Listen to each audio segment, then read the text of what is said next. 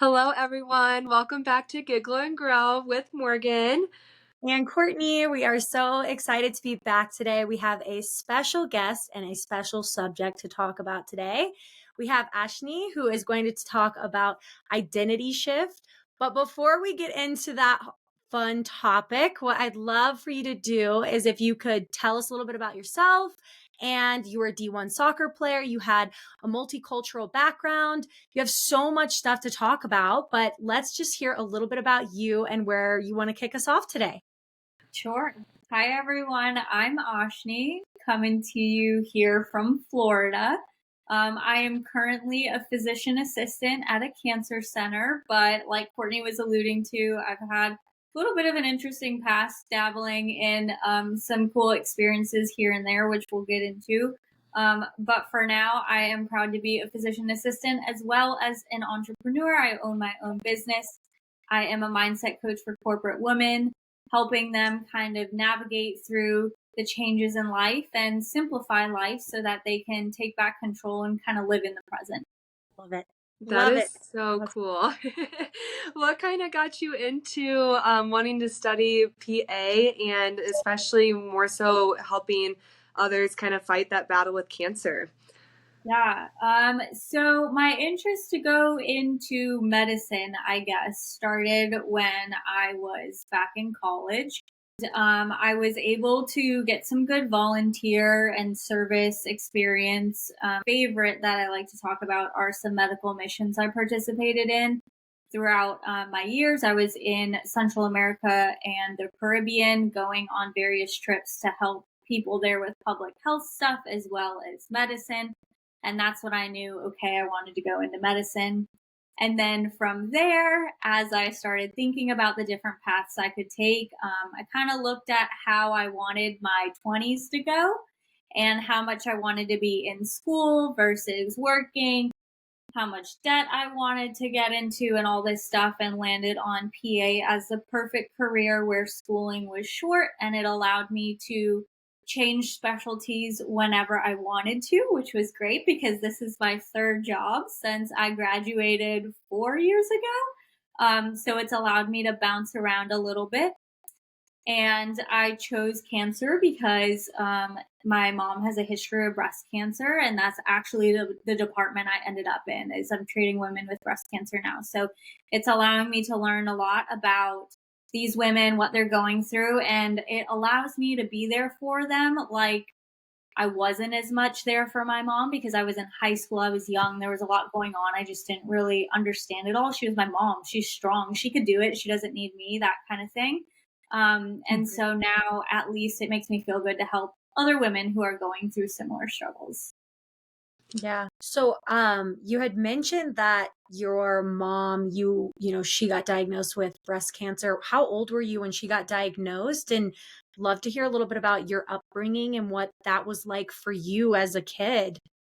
Yeah, my mom was diagnosed when I was in high school. At that time, I don't remember much because I was a high school student. I was in not the best relationship with someone who basically, like, I chose to spend more time with them than my family. And I was a full Mhm. time soccer player. So that left a lot of like gray space in my head, which Mhm. obviously now I'm a bit older. I would have done things more differently to be there for her. Mhm. But she has done extremely well. She's super strong, and a lot of the qualities that I like about myself, I think, came from her. And that's some of the Mhm. stuff she instilled within me from when I was a little kid. She is born and raised in India, in Bombay. And she moved to the United States all by herself when she was like 22. And so I can't even imagine what she went through, being a vegetarian in India and having to come to the States and figure things out. She was going to school at that time and met my dad, who is Caucasian, or like I like to say, he's a white guy. So it was interesting growing up coming from two different cultures. My mom instilling in us a lot of the traditions and celebrations that she grew up participating in. and then living in the Midwest. I was born in Iowa, so living in Iowa and I'm from Iowa. You go and Hawks. and just being kind of like in a white community, we had our Indian friends there, but it was difficult for me because I never really felt like I fit in with our Indian friends. I don't look Indian to most people. Some Indians can spot me out, but to most people, no. But I didn't also fit in with the white folk either, just because of the snacks I would bring to school, or just my name in itself, or people would find out I'm Indian, and there's jokes as kids that you say, and so it was tough sometimes trying to fit into my surroundings. Yeah. Absolutely. How did you kind of manage, I mean, that cultural difference while, of course, your mom battling cancer and then, of course, being that D1 athlete? How did you kind of balance that mindset that you needed to carry in order to build that strength into those future goals that you had for yourself? Yeah, soccer was what did it for me. That was like my magical moment in life, was figuring out that if I could kick a ball well, I could make friends. So when we moved from Iowa to Wisconsin, I was in middle school, just before middle school, and it was difficult to make friends, but as soon as I was out during recess kicking the ball around, people would, come to me and ask me, like, who are you? Where are you coming from? And I made friends. And then moving down to Florida, down in the middle of eighth grade, literally winter break of eighth grade, the worst time you could possibly move is right at the end of middle school, to a new school with new people. And the people down here are different than the Midwest. And so it was very lonely until soccer tryouts came around. And then, I made the team and I had instant friends there. And so that carried on to my career playing in college, but it taught me that being an athlete, especially a soccer player, was a big part of my identity. And it allowed me to finally feel as a kid like I could fit in, or if things were stressful with my mom and her diagnosis or whatnot, I always had soccer to fall back on to kind of allow myself the escape to focus on my mind and my body and how it's moving on the field. And it provided a big stress relief. That's what balanced me out. That's incredible. I think what's kind of interesting is I didn't have like the same experience as you had growing up, but I do think that for me, I had some, you know, high school girl drama, right? Some stuff we all deal with as a high school girl. And I think a big part of how I found my identity was sports. I mean, one of my biggest things that I went through as a kid was not making my volleyball team. And I remember it was very political. I'm from Kentucky. And so very political. I didn't make the team. My parents didn't put me in, travel volleyball from the time I was 12. And so for a long time, I had to find a different sport or some other type of identity so I could feel, safe almost. And so I guess my question for you is if you have somebody listening right now, what would your advice be to who's listening who might be in that shift right now or trying to find, their own identity? What would your suggestion be to someone who's listening? I think it would be what I've told my PA students that I've precepted for years now, and that's to expose yourself to as many different experiences as you can. For them, it was applied to things in medicine, but I think it can be extrapolated to anybody's life.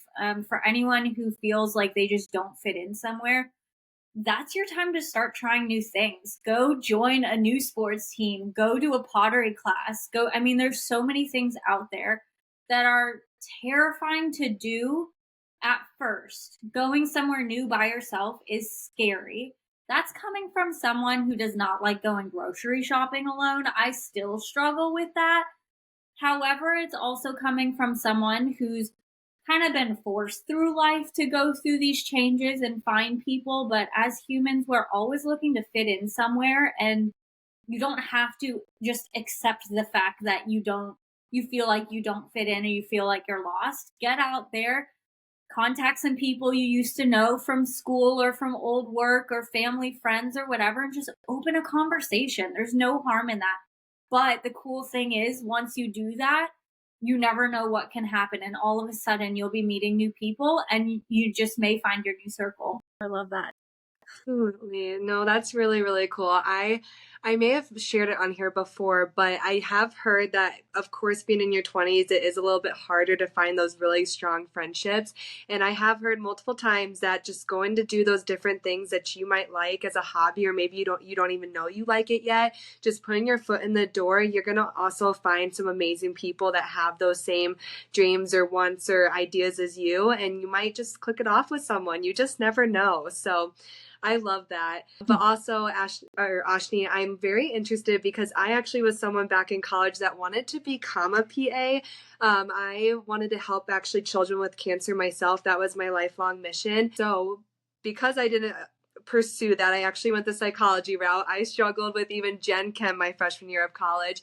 I just wonder how you also, I mean, we talked about how you balanced all those things kind of in high school and leading through college, but then how did you manage that in college while, of course, building that social life? You were also a D1 athlete and going full-time school. How did that look for you? For me, I think I recognized one of my greatest strengths, which is organization and stubbornness, resilience. Yeah. I say because in high school, I mean, I had to juggle being in school and going to soccer practice a few times a week, traveling on weekends for games pretty much year round. And so, actually, to me, going to college felt like I had more time than I did in high school. And so, I kind of just set myself up with a good schedule. I'm very organized in my brain. I put it down on paper. So I actually would go through the syllabus for each class and write down every assignment, when it's due, when I'm starting what paper, blah, blah, blah. And I'm pretty confident to say that at least for my first year when I was super rigid, I was able to complete all classwork and go to class, practice, etc. by like 6:30 p.m. usually by dinner time, and then I took the rest of the night off. I watched Netflix, I talked to my boyfriend, like whatever. Um so for me, time management actually got a little bit easier going to college, but I also, on the flip side, think it's because I was restricting myself from really exploring myself. And I was keeping myself in a box and not allowing myself to take chances with people to form friendships. I'm not really the party type, was never the party type, but I didn't even give myself like the option to try it, which now I'm almost 30. I'm like, okay, girl, that would be something different. But I think that while it worked for me in an academic sense, I think from a social sense, I lost a lot of what most people call the best 4 years of their life. For me, it actually wasn't. It was just a productive 4 years of my life. It got me through. And then I got into PA school, and that's actually where I had the most fun. Really? I don't know if I answered your question. No, you definitely did. I mean, and I'm someone too that I very much thrive off productivity, and if I don't know how to rest very well because of that. So I mean, how have you found maybe within your last 4 years to kind of split your days up between productivity, but also finding that mindfulness, that time for yourself? Well, I would say that I haven't really learned balance until about 6 to 8 months ago, to be honest. I've always measured success by how much I could cram on my plate, whether that was career responsibilities, family responsibilities, friend responsibilities. I thought that I was living my best life if my schedule was full. And so, up until 6 or 8 months ago, I would say yes without a second thought and worry about the rest later. But then the time would come and I'd be like, oh my God, I have to get dressed. I'm so tired. I don't want to go. And rinse and repeat. And what I found is that that's actually not the key to happiness. That's not the key to being successful for most people. I found that actually simplifying life and getting things off your schedule allows you to be present fully in the moment, and you do yourself a big service as well as the people you're around. You're not checking your phone every 5 minutes or your email. You're able to kind of shut everything out and just live. And that's what I think is happiness. Because when you choose how you want to live and what you're doing, you are happy. It's the chasing things. It's the chasing what's next. What do I need to do next to get to this big goal? It's the overwhelm of saying yes to too many people that then puts you down this slope of wanting more, more, more instead of just being happy where you're at. And so it took me a long time to realize that balance in both my professional life and my personal life.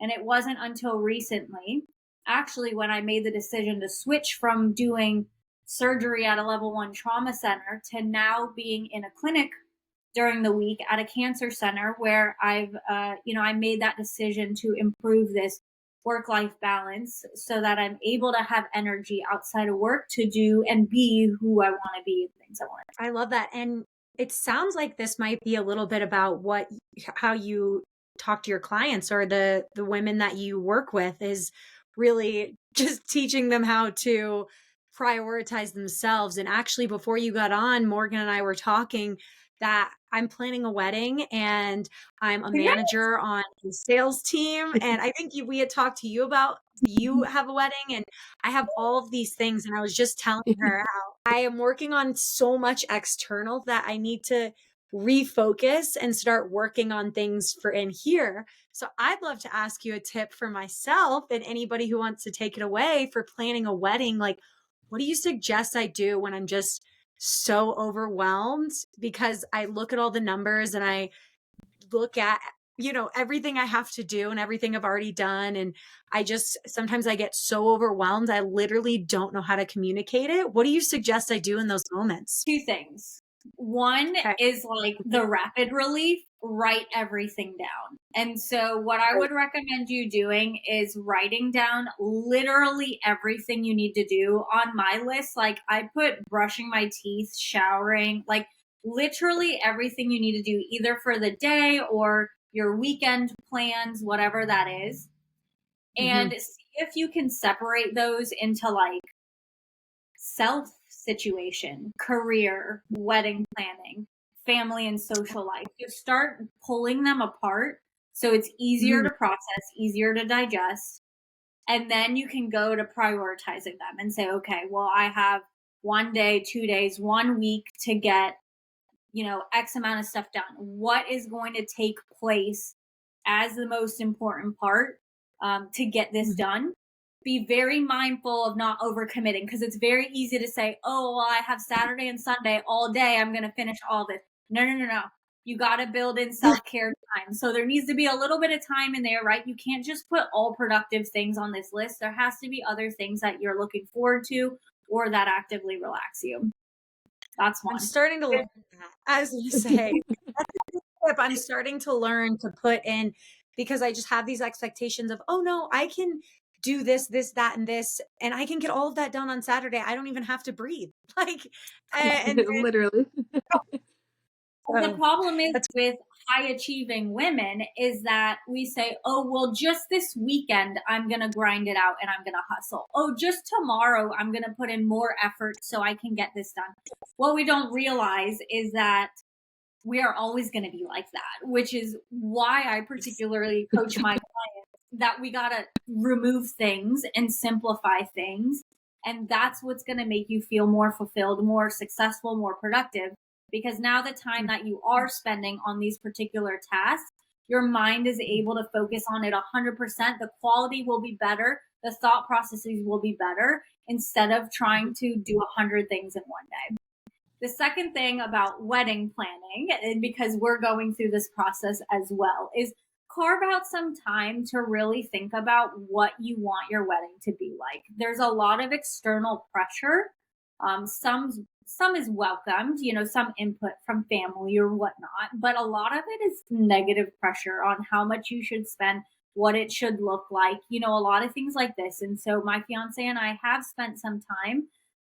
Once we were going down one path, we said, hold on, is this really what we want?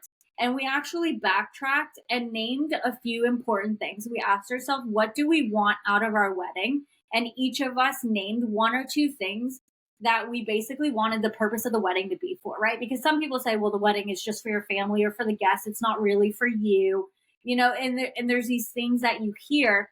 So we just took a moment to have a little kumbaya session to be like, okay, what exactly do we want this wedding to represent?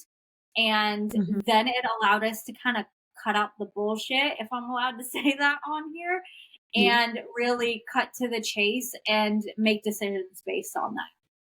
It's also a very slow process. So once we accomplish that, we haven't made much progress, but progress is progress. Progress is progress. I love that. And I love hearing about everything that you tell the women that are your clients and the women that you work with.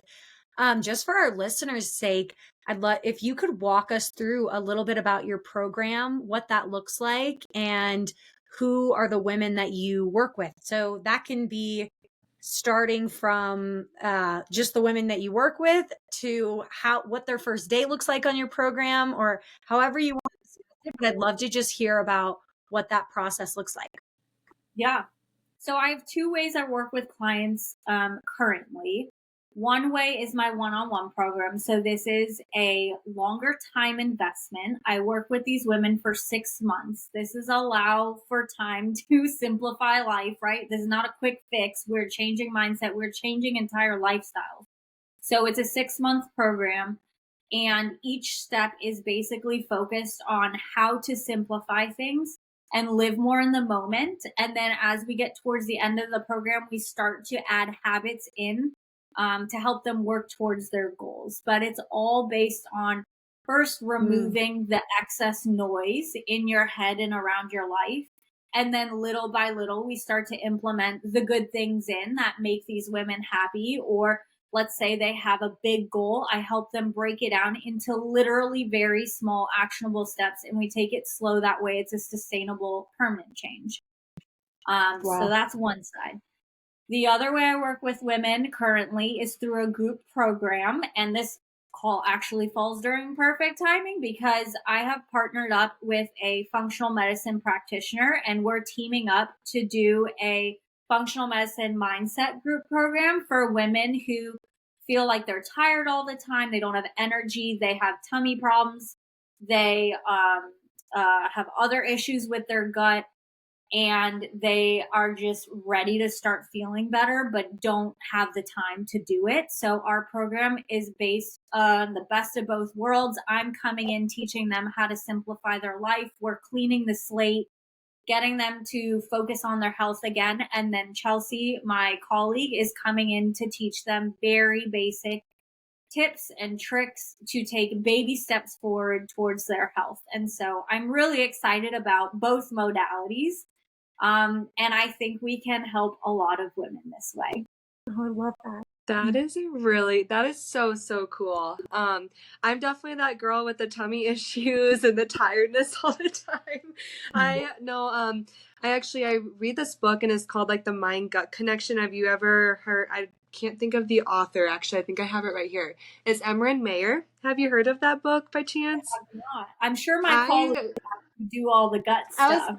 I was like, I'll show it here, but it's this book, and it's actually been the only thing that's really helped me kind of understand like the two connections there and just how our bodies as women work. And I definitely would love to have like a coach that could actually kind of break these simple things down, because in the long run, it's really not that hard. It's just those little things that we do daily, though, that really do add up and make a big difference.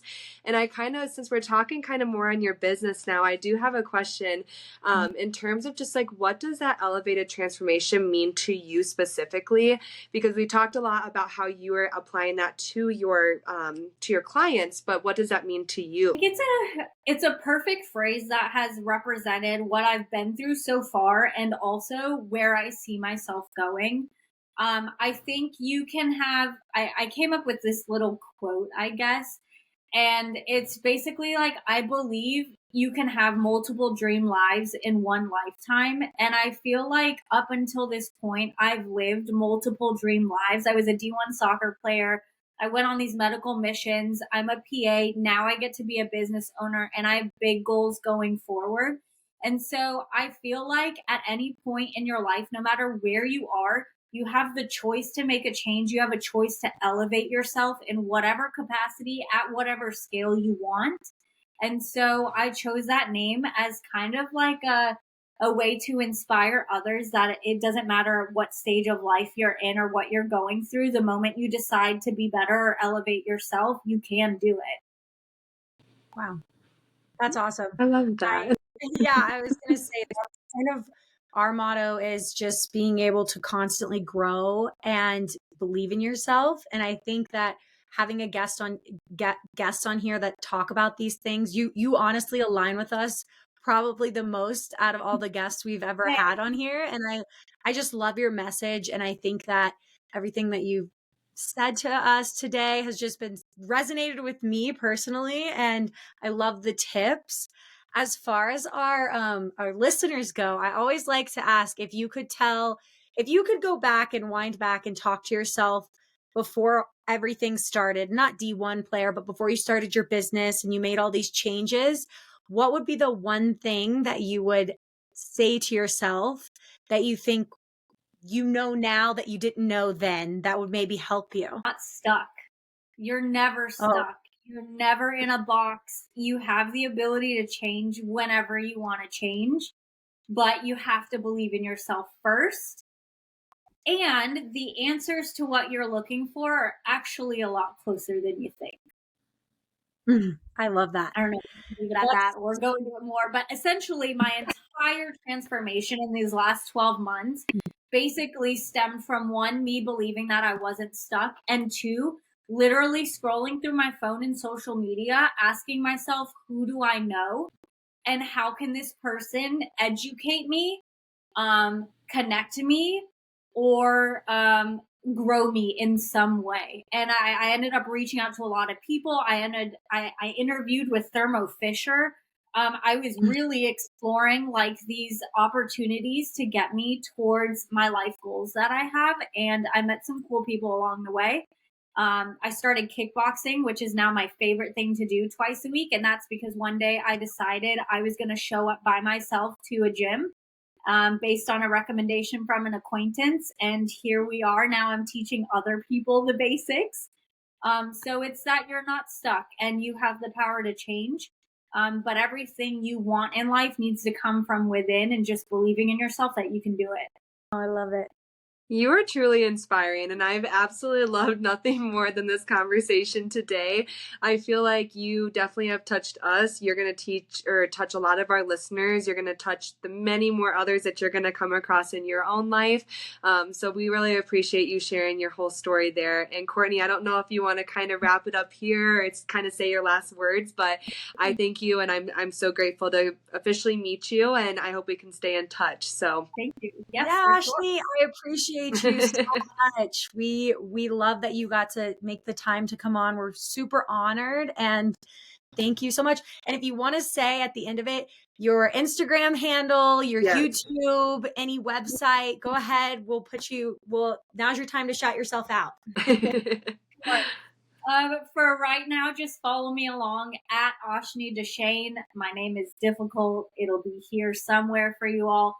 Just want to share with everybody kind of my story, my experiences, and how I help other women transform their lives. My DMs are always open. I love talking about this shit. So please say hello. Let's find something in common and just see what happens.